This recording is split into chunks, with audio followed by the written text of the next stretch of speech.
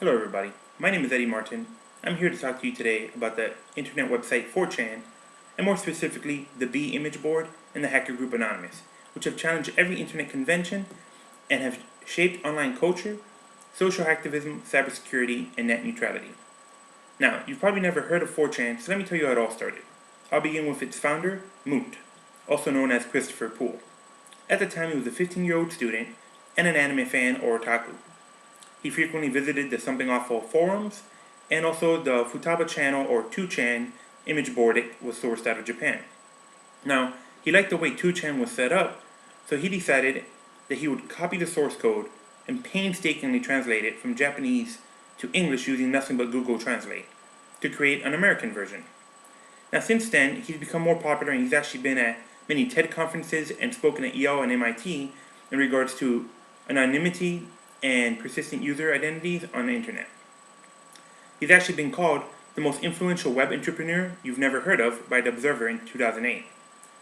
Now, the way the website itself is set up, 4chan, is it's an anonymous system with a lack of complete data retention. It was founded in 2003, and again it's used the source code of 2chan, the Japanese website. All users are anonymous, and there is no registration required or even possible unless you're part of the staff, which is very limited. And the lack of data retention means that after 2 or 3 days, any post will fall off and just disappear forever. The original purpose of the image board was to share anime. It was originally split into 2 separate boards, A for anime general and B for anime random. It is alone the antithesis of Google social networking sites and blogs, according to a Brazilian newspaper. Reason being, there's no searches, there's no tracking, there's no profiles, it's just anonymous, and it goes as it goes. So, now that you have a basic grasp on the origins and overall structure of 4chan, I'm going to tell you about the B random board, okay? Following the creation of 4chan, the B random board spun out of control. Surprised? I'm not. It's the internet. B receives the most site traffic, minimal rules are posted on the content that's spoken about or posted, and it dropped the Anime Association altogether. It eventually just became a random board which really has no rules. It's been described as an obscene telephone party line, a high school bathroom stall, a cesspool of the internet, you name it, it's been called the worst. Some refer to it as a sewage dump, some call it the gathering place of dark minds. Take it as you will. Most of the content nowadays is inside jokes, memes, dark comedy, shock imagery, gore, pornography, not safe for work material basically. And the users call themselves Anons because they're anonymous, or B-tards because they're on the B message board. And they pretty much do things to troll other people or antagonize them on the internet for the lulz, which is a corruption of the word LOL, laugh out loud, because it means they're doing it for amusement at somebody else's expense. Not really nice guys, but it's what they do. To put it in perspective, Agile Alliance had a conference and they were using the hashtag Agile2013. Now, one of the people attending the conference was bored out of his mind, and so he grabs his phone and he messaged 4chan, the B message board specifically. And it turns out at this conference they had 5 large monitors displayed with live tweets using the hashtag Agile2013. And it was all very boring corporate information, it was just very draw and banal. Well, he told B, hey, entertain me, I'm stuck here. Next thing you know, you start seeing odd comments. Agile2013 hashtag, Hitler was not wrong. People are like, wait, what? And then it gets worse. Racial slurs, shocking images, calls for help, people saying that there's a bomb in the building, and it couldn't stop. The administrators tried to stem the wave of chaos, but it just kept coming. Because once 4chan and B specifically finds a target, they'll just go for it. Consequently, because of the whole laissez-faire nature of B, with the lack of rules and regulations, Anonymous, boom, was born. And then you had a revolution, an internet revolution. Because it's basically a hive mind of individuals that are working as a collective, but there is no leadership.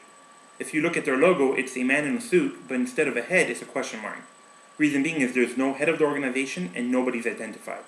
Completely anonymous, and they work more based off ideals than objectives. So sometimes they're fighting for what you perceive as right, sometimes it's what you'll perceive as wrong. Doesn't matter, depends on where the wind blows.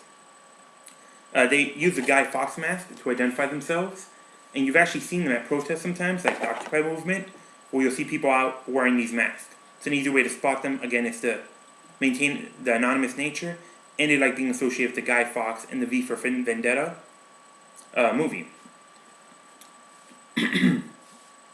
There's also been splinter groups like Law's Sect and Anti-Sect, which were formed after specific attacks that they did. They specialize in anti-cyber surveillance and censorship, like the internet SOPA that's trying to pass. They're also involved in internet activism and vigilantism, again like the Occupy movement, but also in cases where somebody commits what they perceive to be a wrong, they will seek to right that wrong. And they do a lot of denial of service attacks where they will take down websites, or they'll raid a website with obscene material, and they'll engage in trolling, which again is trying to antagonize people just for the fun of it. They've also had very high-profile collective actions.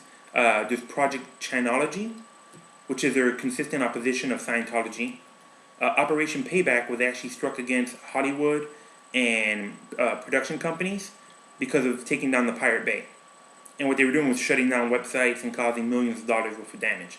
They've also attacked government and corporate websites and organizations. Now, to give you some context, you might say, okay, they shut down Amazon for 3 hours. Why would you say that's $1 million worth of damage? Well, the problem is, a lot of these websites generate revenue based off how long they're online. So now you take down a website like Amazon for 3 hours, let's say they make $600,000 every hour they're on, just through sales. You've just cut them short $18,000, or $1,800, wait, $180,000 worth of productivity that they've lost down the drain. Not to include the IT and the man hours that are being wasted on trying to solve these problems. And Anonymous has nothing to gain from this. They're just doing it because they believe that they should, that they can, that whoever's doing it wronged them or is on the wrong side of an argument. They've caused millions of dollars worth of damage, but they've also helped spur revolutions, like they have in the Middle East with the Arab Spring, as they called it, or again, the Occupy movement or any other movements. They even helped identify the Boston Marathon bombers based off imagery that was collected, and then them being able to see specifics as to details on the backpack or where people were in the crowd. So again, it depends on where you're at. Some people call them cyber terrorists, others call them heroes. And that's what I have for you today. I mean, it's just the tip of the iceberg when it comes to these organizations and the internet as a whole. There's other organizations out there like Reddit, Tumblr, Imgur. And as we become more interconnected through the web, it's good to know who the powers that be are, because we might not think they're affecting things, but obviously they are. I hope you've learned something new, and that knowing about 4chan, the B image board, and the Anonymous Hacker Group, and what they've done helps kind of put things in perspective, and lets you know what kind of power individuals on the internet have on the world. With that, I want to say goodbye.